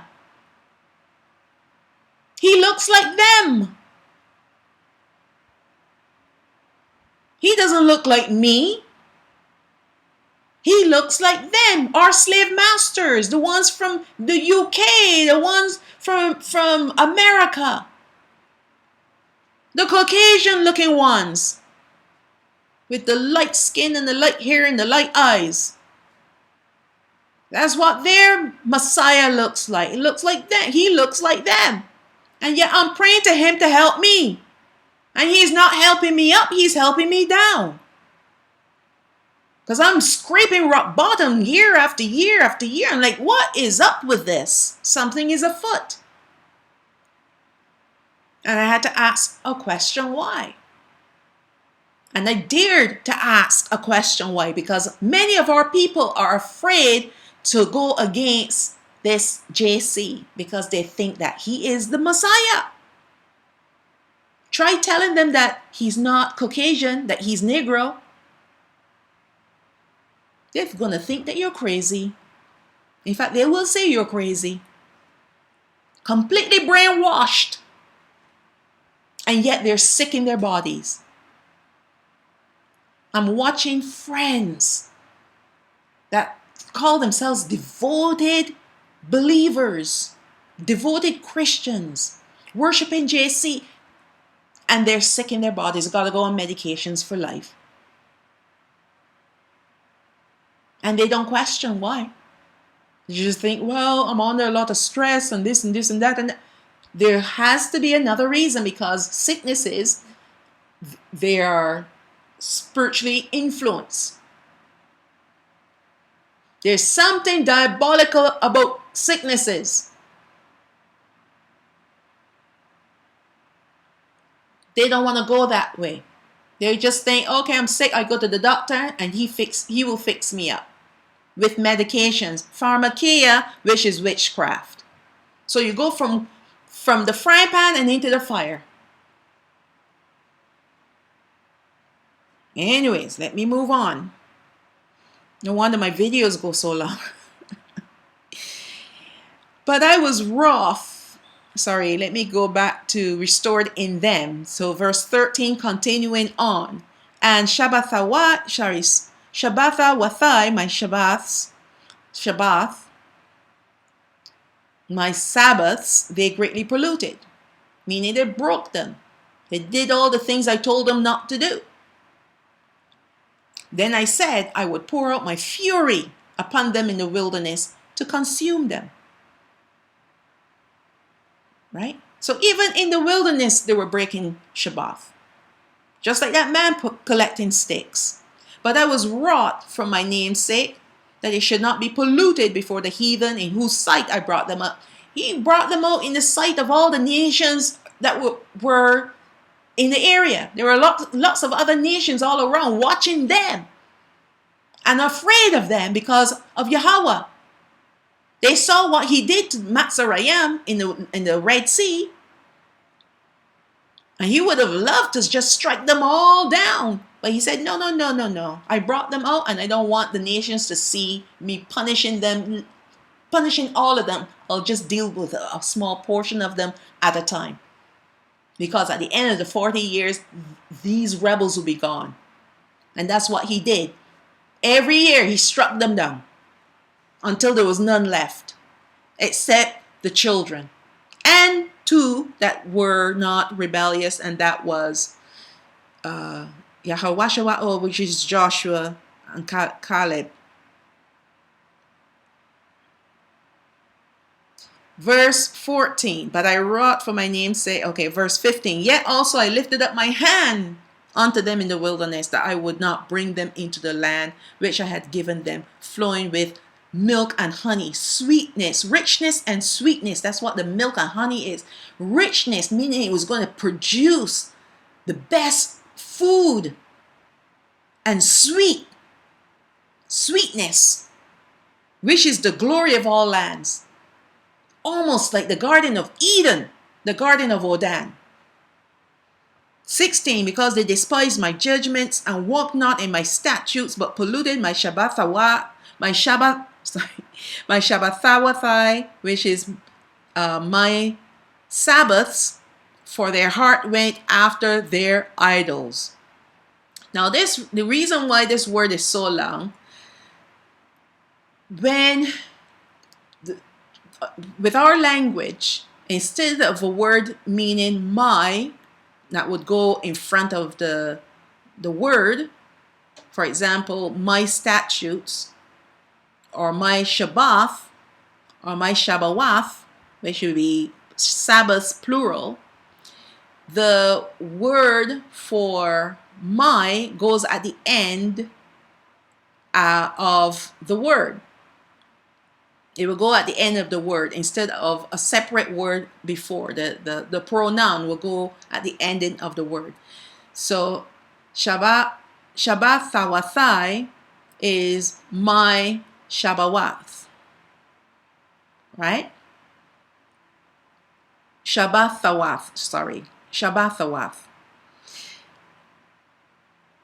In our language, you wouldn't see, it looks like a long word, but in our language, because the transliterated word here has to put in the vowels, but in our language, we do not have the vowels. And our letters are, for example, the letter for SH looks like a W. So that's one letter for two.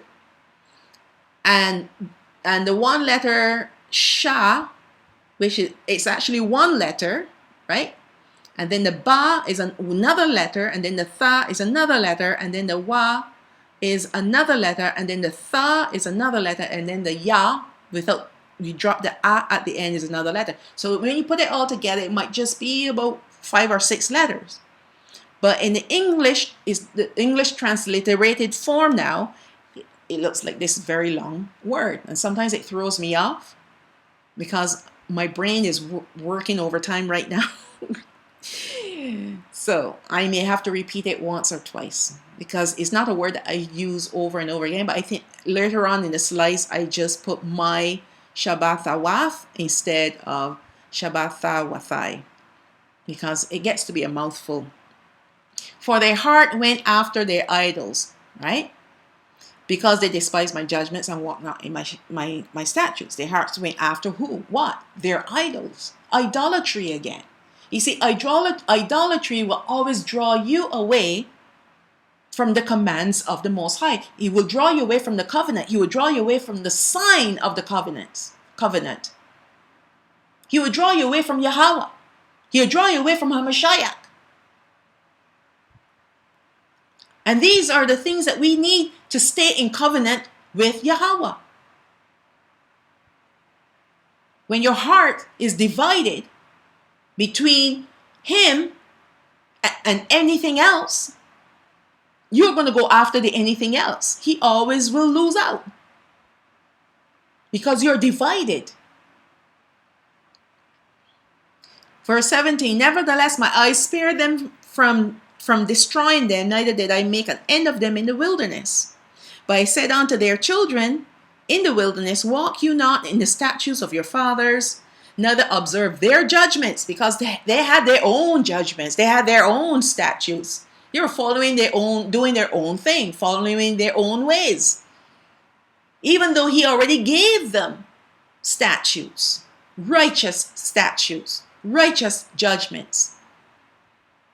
So he's telling the children not to defile themselves with their idols, the idols of their fathers.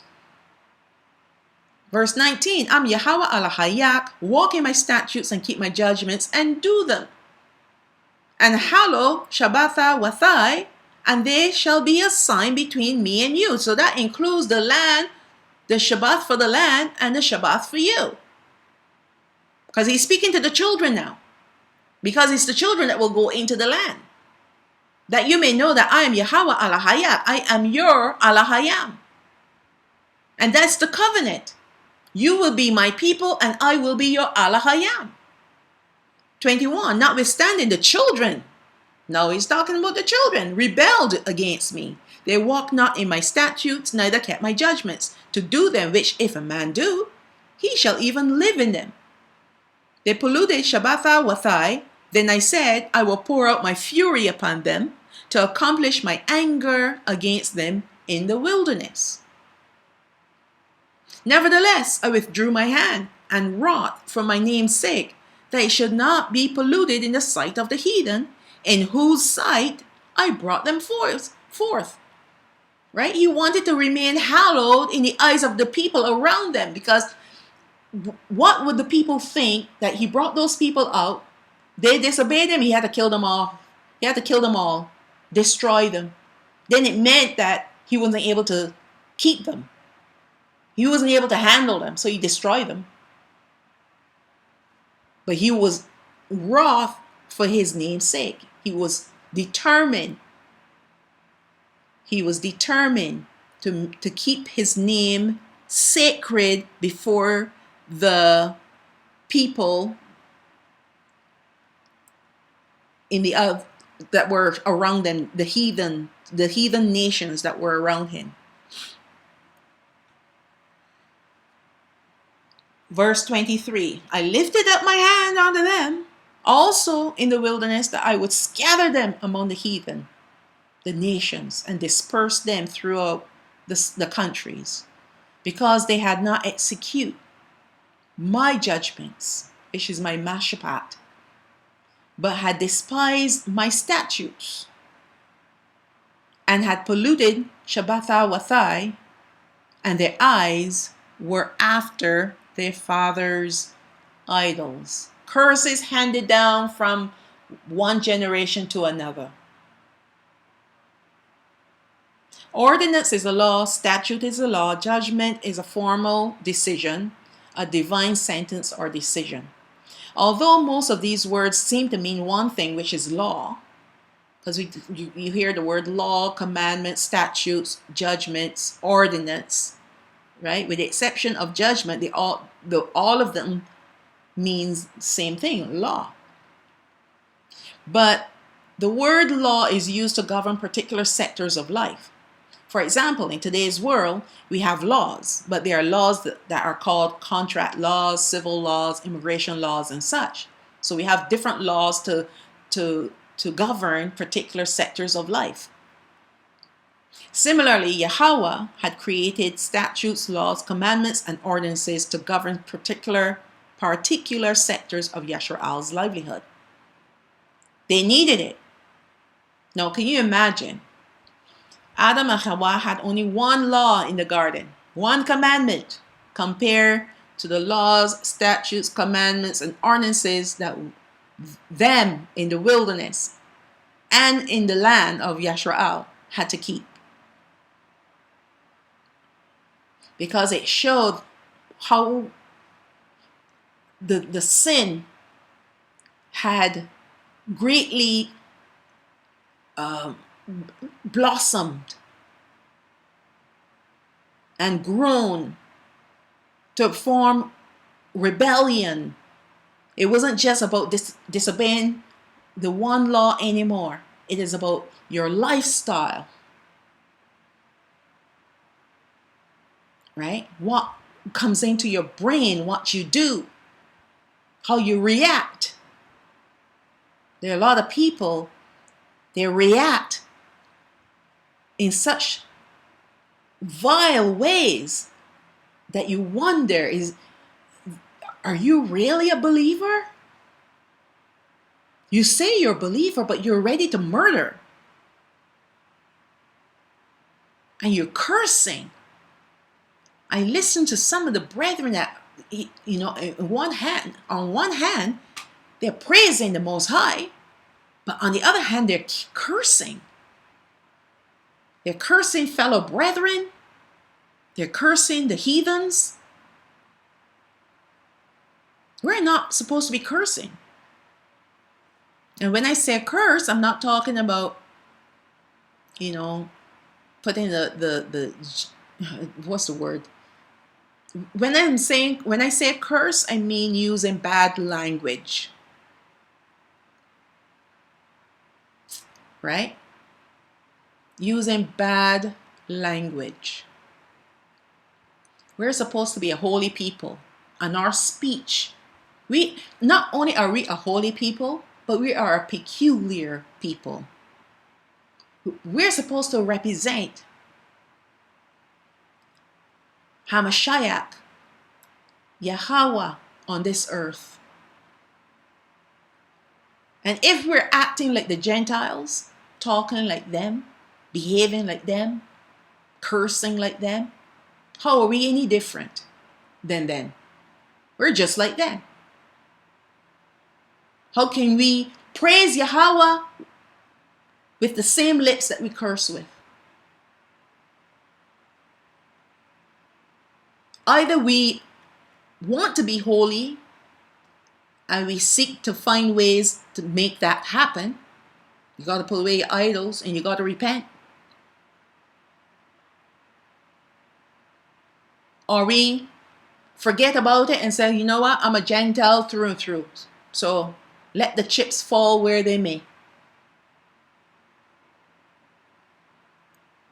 He created these things to help us because he knew what we would become as a people with all the different issues because of the idolatry and the wickedness and the rebellion. So he created these laws and commandments and statutes and judgments. He created them so that we can judge righteously according to his ways. And we can live holy lives because we're walking in his commandments. His judgments help to settle judicial issues between people, giving them fair and righteous decisions to settle all disputes.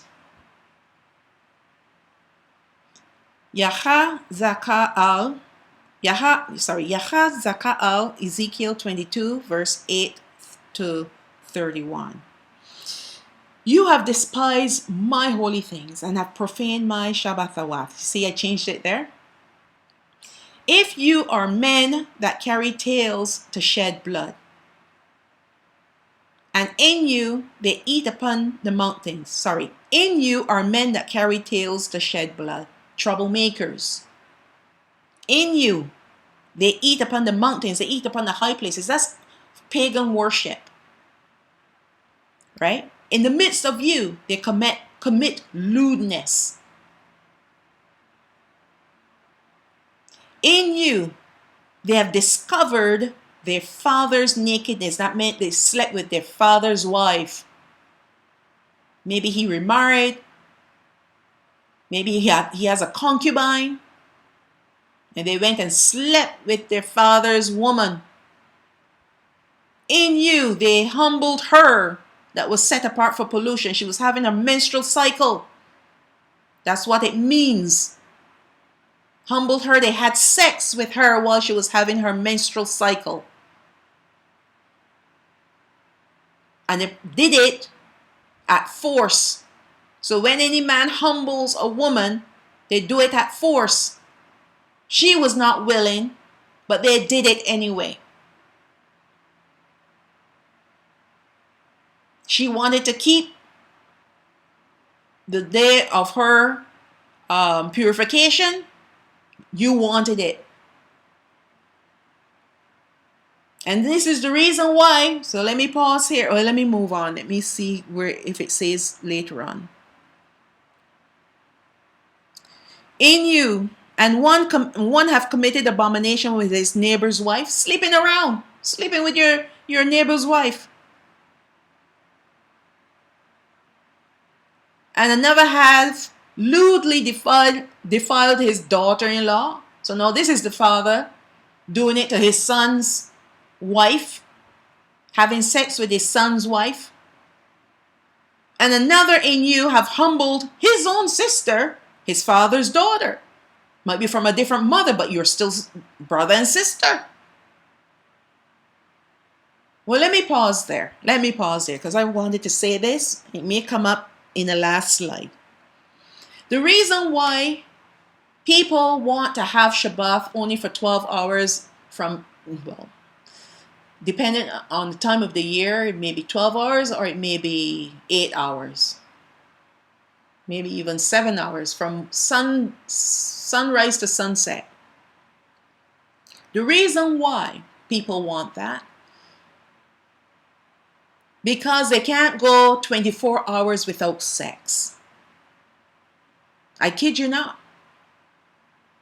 If you realize who it is that is saying these things, it's usually the men. Oh, no. Shabath is only from from sunrise to sunset. Because nighttime, they start to feel a little funny. And they're lying next to their wife. And they want it. But because Shabbat started at sunset, and they're in bed nighttime, and they gotta wait for the ending of the sunset the next day, they can't wait 24 hours. So they devised a plan. Let's make Shabbat daytime hours only, so that nighttime we can have our fun. I'm not going to leave the women out too. The women, I'm sure there's some women out there that relish in this. They want it to. I'm a woman. I don't relish in it. I want to obey the Father's command. This doesn't make me feel like, oh, he's depriving me as a woman. So this is the reason why the majority, I checked it out, the majority of people that are trying to refute or reject the 24-hour Shabath are men. They want to keep it daytime hours only, because daytime hours, they're up and about and busy, with their ministry and this and that. So they don't have time to, they don't need, typically, because if you have children too, you're busy with your children, you're resting. But then comes nighttime. If it's a 24-hour Shabbat, after the sun goes down, dinner is over, children are in bed, you're now heading to bed with your wife. You can't handle it. It's too much. And you know how the devil works. The one time that okay, let me go back a little bit. If it was any other night, you may not have a problem with it. You may not have a problem going to bed and going to sleep and waking up nice and refreshed the next morning. You wouldn't feel, that tickle. But you purposed in your heart, I want to keep Shabath. And I don't want to break Shabath by having sex with my wife. And guess what will happen? The devil now will start to work on you. It's like fasting. You decide, I'm going to fast tomorrow. Tomorrow the day comes and everything looks good. Even oranges that you don't particularly care for, suddenly you're craving orange. You're craving just about everything. That's the work of the devil. That's the work of the flesh.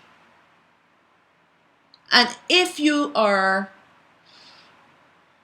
determined to make it through, the Father will give you the strength that by the next Shabbath, and by the next Shabbath after that, and the next Shabbath after that, then finally the devil will have no hold on you.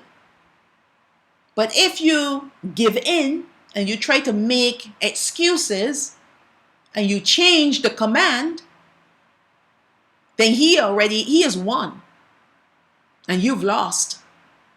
And this is the reason why these people are changing the law. Oh yes, doing from sunrise to sunset. Who ever heard such nonsense? It's a day that involves a night.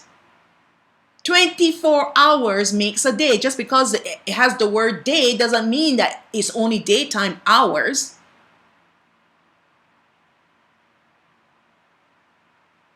These people are always making excuses. They're rebels. You have rebellion in your heart towards the Most High. You don't want what is holy. You lie next to your wife and you feel, you know what? You need to pray against that.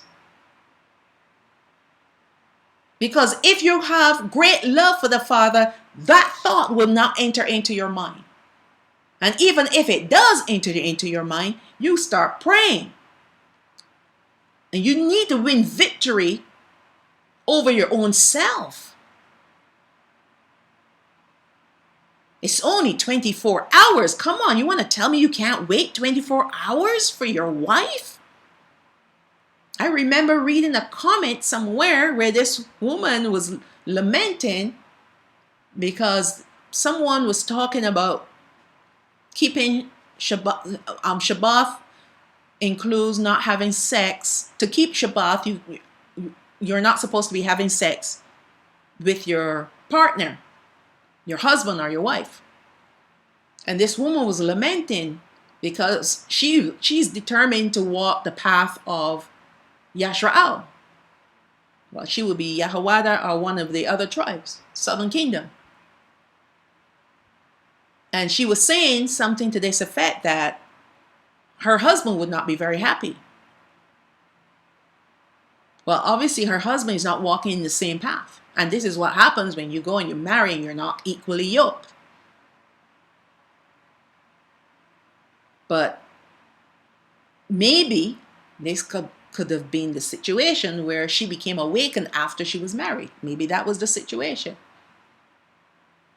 But that doesn't mean that you break your covenant with Yahawah because your husband isn't going to be happy. Well, let him be unhappy for 24 hours.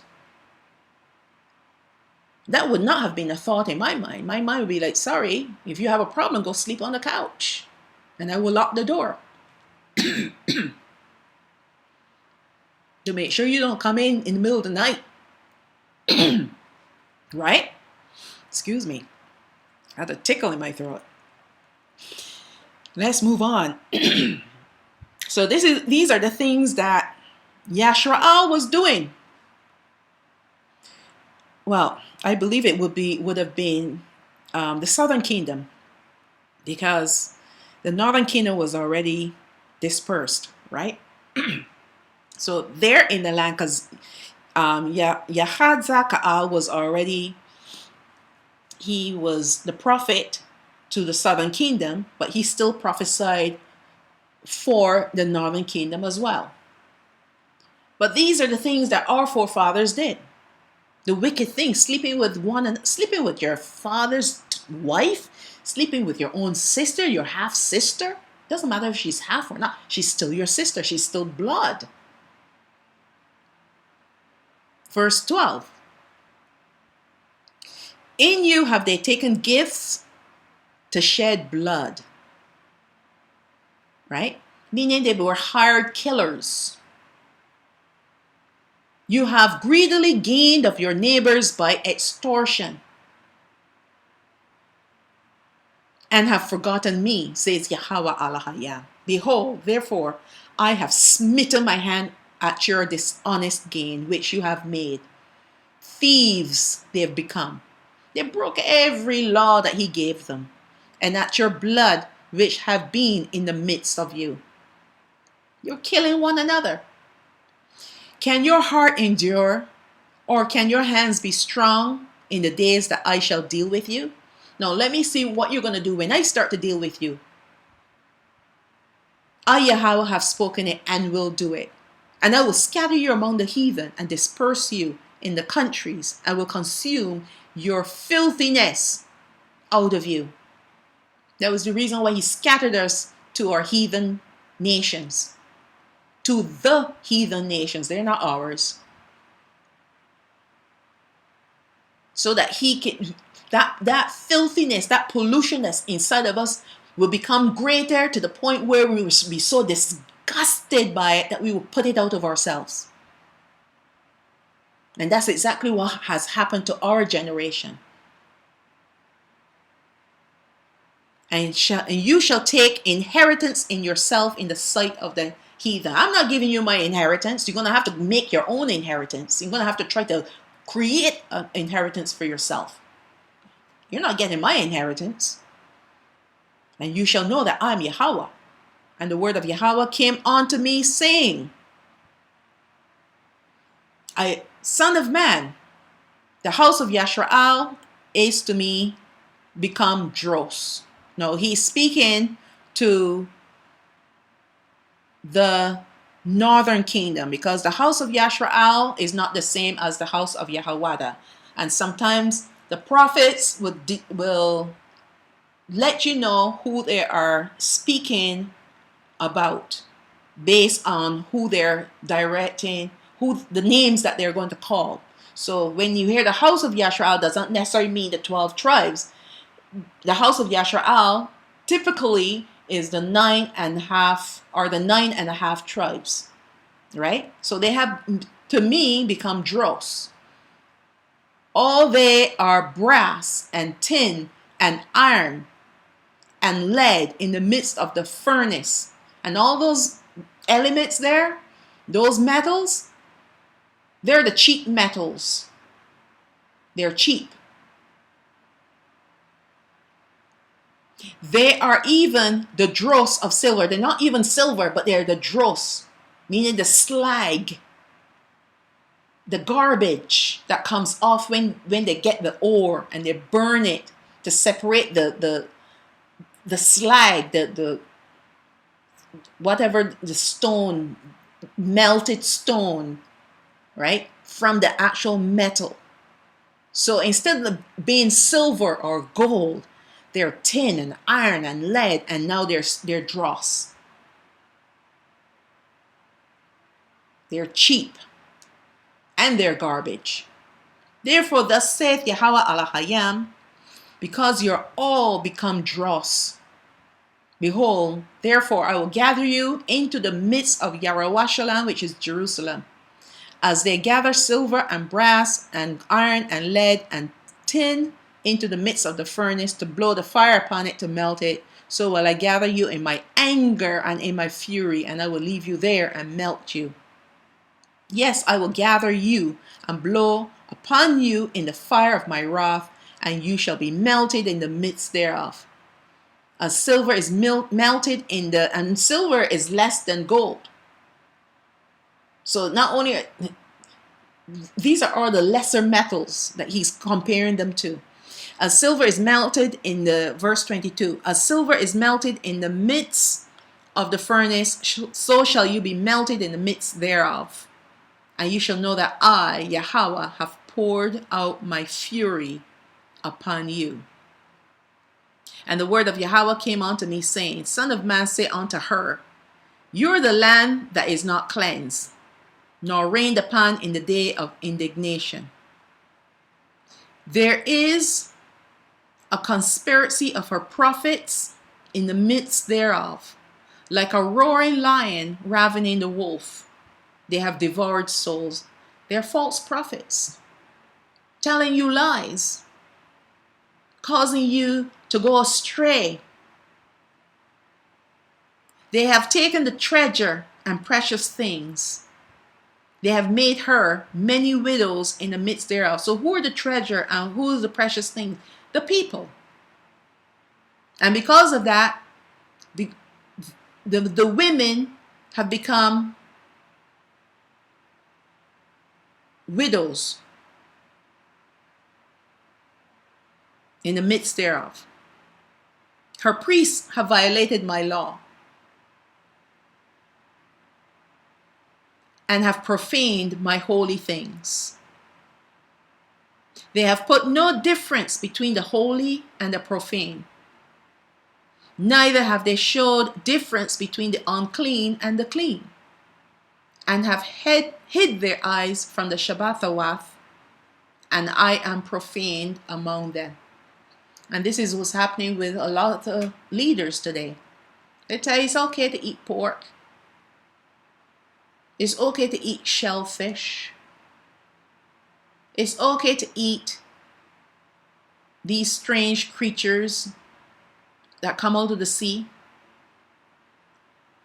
It's okay to break Shabath if you have to work. Right? They're telling people it is okay because they want to keep the tithes coming in. They want to keep the people happy. You have a happy people, you have a tithing people. And you, them, the leaders become rich. You just got to say the right things to these people and they'll happily throw money at you. I was watching this video, YouTube video, and this guy was trying to preach. Don't know, I can't even recall what he was saying, but he was talking about, he was talking about the rapture. And what a glorious time everyone on his channel is going to have. And you should see the money pouring in. Ka-ching, ka-ching. And it was popping up on the screen. This person just donated $19.99. And then there's another person just donated $19.99. And he's there thanking them. Oh, thank you, thank you. Say the right things to the people and they'll throw money at you. And this is what the priests were doing. Violating the law, right? Profaning his name to keep the people happy and to keep the cash flowing in their direction. Her princes, those are the leaders now, in the midst thereof are like wolves ravening the prey. So they, instead of leading the people and be there like a shepherd to protect them and provide for them, They become like a wolf to devour the people and to shed blood and to destroy the souls to get what? Dishonest gain. You see, it always comes back to money. And her prophets, he dealt with the priests, he dealt with the princes, the leaders. Now he's dealing with her prophets, have daubed, they're coated, they're covered over them with untempered, foolish, insipid, whitewash mortar. Right? So now they're prophesying lies, in other words. Seeing vanity and divining lies unto them, saying, Thus saith Yahawah lahayam, when Yahawah have not spoken. Oh yeah, people love to hear prophecy. And especially if it's a prophecy to give you false hope. Oh yes, I'm going to throw money at this person. I'm feeling so lost and broken, and this person is prophesying eternal life on a cruise ship. Well, no, they didn't say that, but I throw those two together. But there are people out there telling lies about Yashraal, the 12 tribes, plus people in the church are going, as long as you love Jesus Christ of Nazareth, you're going to be on a ship, a cruise liner, to go into the wilderness. That we're going to go in style, folks. But before we go there, we're going to go to the land of South Africa. We're going to go home. We're going to go to Eden. And then we're going to go into the wilderness. We're all going to gather there together. We're going to meet there. And then we're going to go into the wilderness. But from where you are right now, the cruise liners are coming for you. Those luxury cruise liners, they're coming for us. We're going to move in style, folks. We're going to move in style. And everyone loves hearing that. And you should see the money that they throw at this person. Because they're prophesying lies. Things that these people want to hear. These people are lost souls. Not only are they lost, but they're afraid. And so if you hear a person telling you something that makes you feel good, you're going to bless them with money. And the more you bless them with money, the more lies they tell you.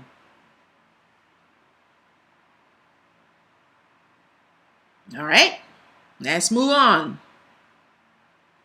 The people of the land have used oppression and exercised robbery and have vexed the poor and needy.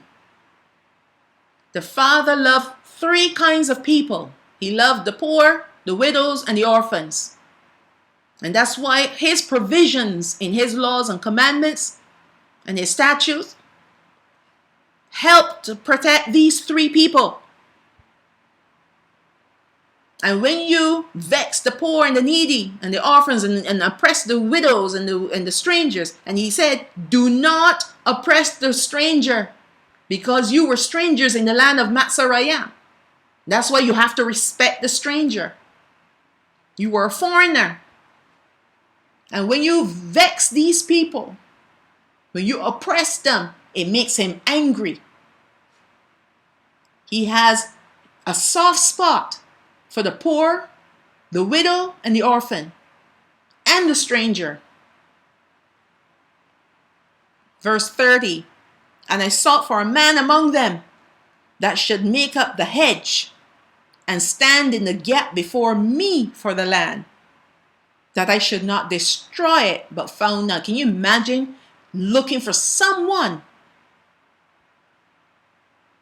to stand in the gap for one person for the whole group of people? He searched amongst them to look for one man, could not find one. Therefore have I poured out my indignation upon them, and I have consumed them with the fire of my wrath.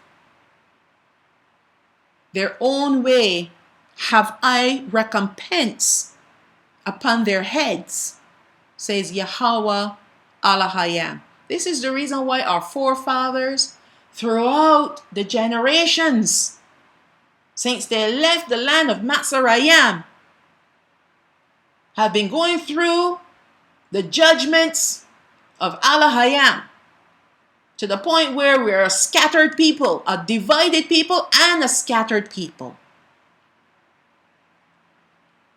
Because we choose what we want to do. We don't want to do what he wants us to do. Our forefathers been there, done that. And you would think that we will read the history of our people in the Bible and in the Apocrypha and realize like, our fathers did this, this, this, and this, and Yahawah got angry. So therefore, maybe I should do what he says.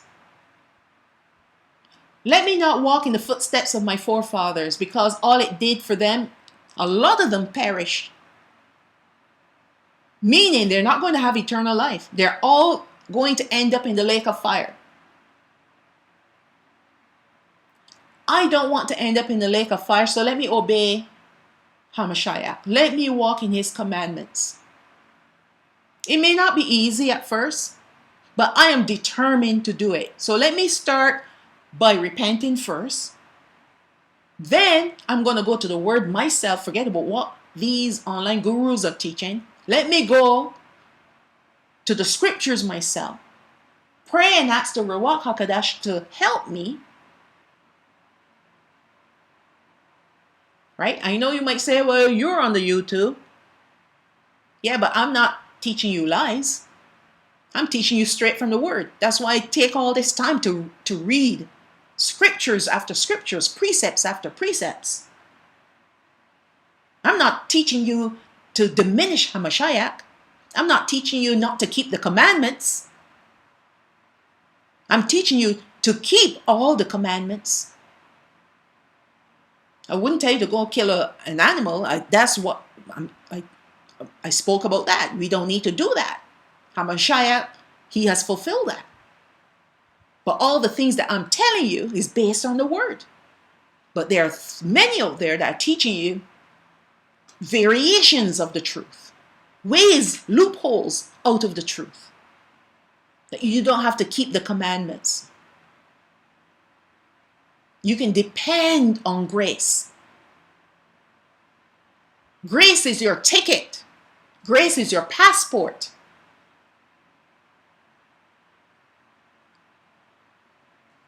So this is the ending of part 1. And please stay tuned for part 2, where we're going to pick up and continue to learn more about what Yawam Hashabath is. It is vitally important to know what this is all about. Because if you do not understand it, you will walk astray. And this is what the enemy wants, because when you walk astray, you're no longer in covenant with the Father. He's a covenanted Alahayam. He only works with covenants. And if we're not in covenant with him, then we don't have a part of him. And we don't have a part of his inheritance. And we're doomed for destruction. So stay tuned for part 2. And I will wish you well, and shalom, shalom.